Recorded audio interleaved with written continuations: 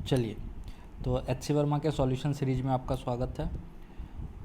हम लोग question number 21 कर रहे हैं। इसमें क्या है कि दो ब्लॉक है, ठीक है। 3.2 kg का दो ब्लॉक है और दोनों स्ट्रिंग से जुड़ा हुआ, ठीक।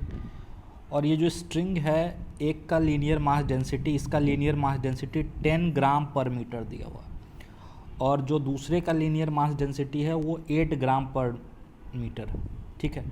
स्ट्रिंग का लेंथ नहीं दिया हुआ है, बट आप ये सोच सकते हो कि ये जो मास डेंसिटी है ये इतना कम है कि आप स्ट्रिंग के लेंथ को यहाँ पे नेग्लेक्ट कर सकते हो, सॉरी मास को।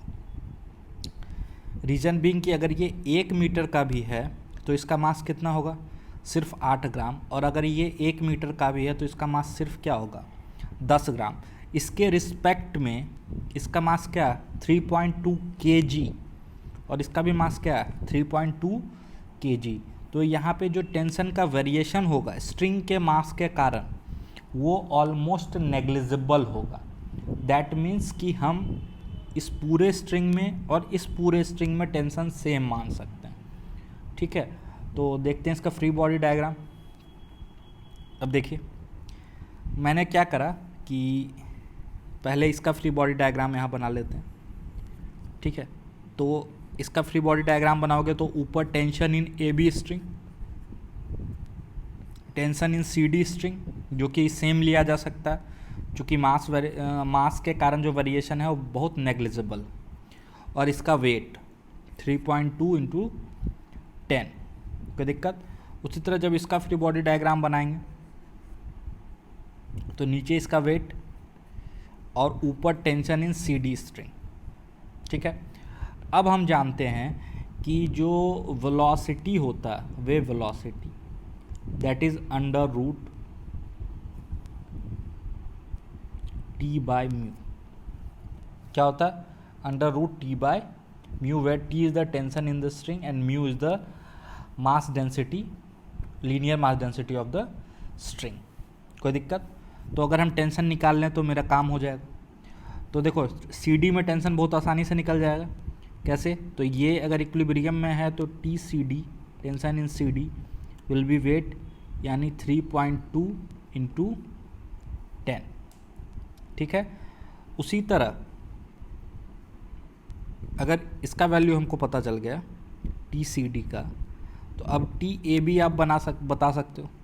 कैसे, तो ये आपका हो जाएगा T A B, tension in A B is equal to wait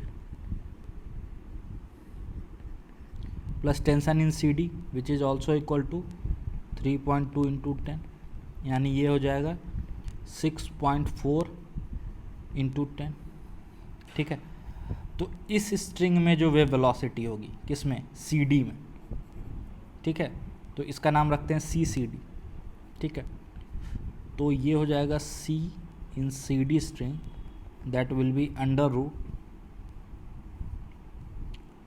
3.2 into 10 by 8 into 10 to the power -3, ठीक है। तो ये आपका हो जाएगा सी सी डी आपका हो जाएगा अंडर रूट 4000 मीटर पर सेकेंड। तो ये आपका हो जाएगा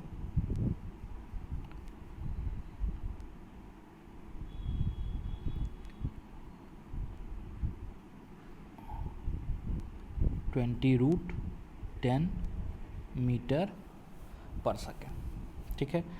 अब इसमें टेंशन निकालते हैं, सॉरी स्पीड निकालते हैं वेव का। तो C in A B this will be under root 6.4 into 10 by, ये 10 ग्राम का आपका, तो 10 into 10 to the power -3 metre पर सेकेंड, ठीक है। तो ये आपका हो जाएगा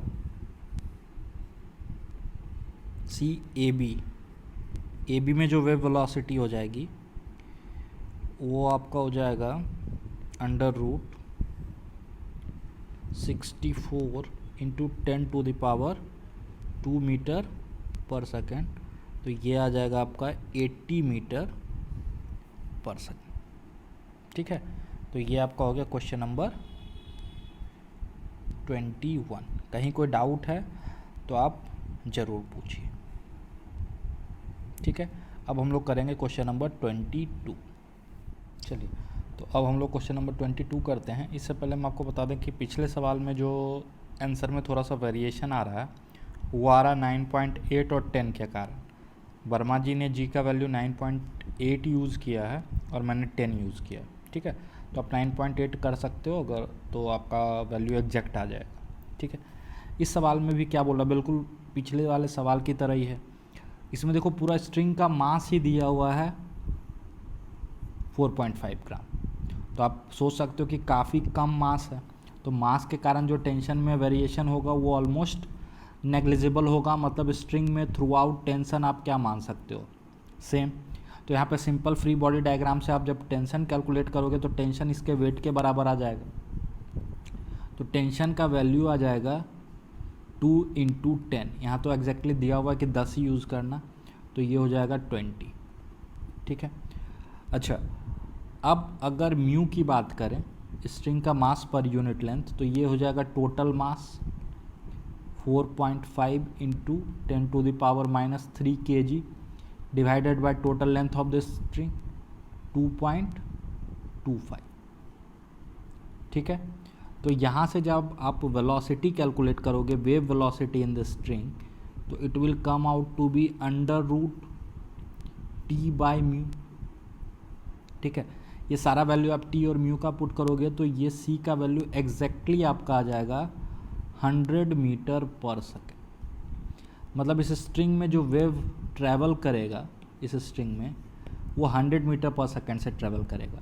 अब बोल रहा है कि एक पल्स जो यहाँ, एक डिस्टर्बेंस जो यहाँ क्रिएट हुआ, उसको यहाँ तक पहुँचने में कितना टाइम लगेगा। तो यहाँ तक का लेंथ क्या, 2 मीटर, और डिस्टर्बेंस किस वेलोसिटी से ट्रैवल कर रहा होगा, तो 100 मीटर पर सेकेंड से।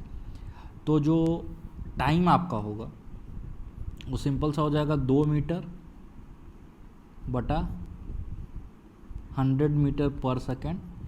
तो टाइम आपका आ जाएगा, ये टी टाइम के लिए है ना, तो टाइम ही लिख देते हैं। तो टाइम का वैल्यू आपका आ जाएगा 0.02 second. This is your answer. ठीक है, तो simple formula based application based सवाल है। ठीक है, थैंक यू।